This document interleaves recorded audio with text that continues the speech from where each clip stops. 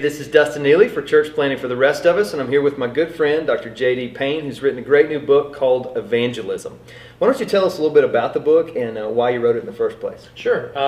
The book is 33 questions that are commonly asked today regarding the issue of evangelism.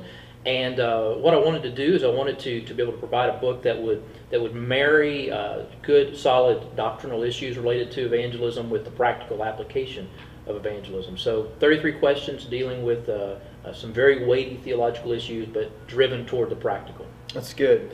To give guys an idea of what's in the book, what are some of the questions that you deal with? Sure. What is the gospel? What is evangelism?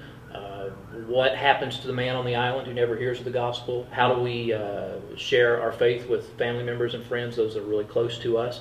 A lot of questions related to things, just common things in life. How do I go about helping my church become evangelistic if they're not very evangelistic? To things that are very more on the weighty doctrinal issues, such as what is election? Why do we need to share our faith if God is sovereign? Things of that nature. Yeah, that's good. Well, obviously, our church and the churches of the guys that are watching this, we believe in evangelism, but why is it that you found in your experience that people struggle to take the next step and actually do it? Yeah, that's a great question. I think there are several reasons. I think it all comes from a lack of really understanding what the gospel is and the implications of the gospel on their lives each day. As a follower of Christ, what does it mean to be on mission? What does it mean to live a missional lifestyle wherever the Lord is calling me to serve and to live?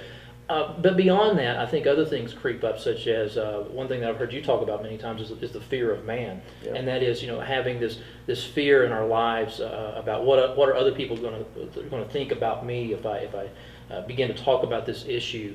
And then some people are also concerned, and I guess it also is related to kind of a fear issue, but maybe it's more of a fear of my own ignorance, and that is, what if someone asks me a question that I don't know the answer to? Yeah. What if I make a mistake? What if I say the wrong thing? So I think that those things all kind of come together, but I do think it is a gospel issue of why people aren't involved in sharing their faith like they should be.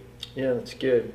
Well, for the guy who's watching this and they say, you know what, I totally agree. Now, how do I practically lead my people in this direction? What's some counsel you'd give them? Yeah, I think this is an issue that one, you need to be modeling it. It needs to be in your own life.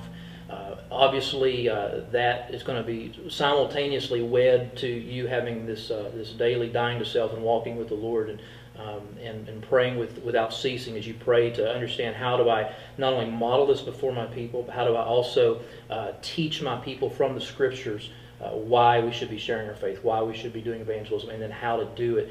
And so as I'm praying for my people, as I'm praying for myself, as I'm doing this in my own life, I'm calling people out to say, hey, let's go and journey together as we begin to practice this in our culture, in our society, wherever we may be.